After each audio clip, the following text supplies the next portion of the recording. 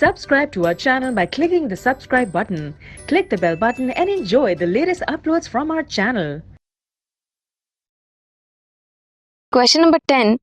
Explain the relationship between chlorofluorocarbons and ozone in the stratosphere. क्या है relation?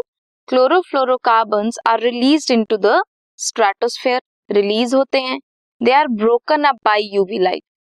जैसे ही यूवी लाइट उन पे पड़ती है वो ब्रेक करते हैं एंड क्लोरीन रिलीज करते हैं. क्लोरोफ्लोरोकार्बन्स उन पे यूवी लाइट पड़ी सो क्लोरीन रिलीज हुआ.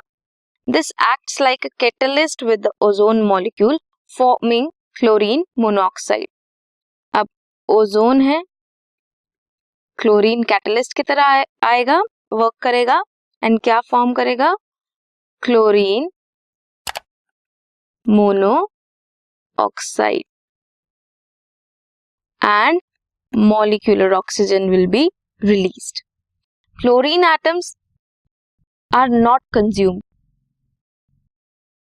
इसीलिए chlorofluorocarbons are added to the stratosphere have permanent and continuing effect on ozone level. क्यों? क्योंकि वो क्लोरीन मोनोऑक्साइड बनाते हैं.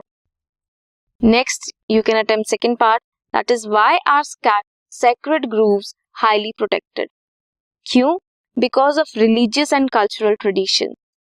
Sacred groves include करते हैं large number of rare and threatened plants that are ecologically unique.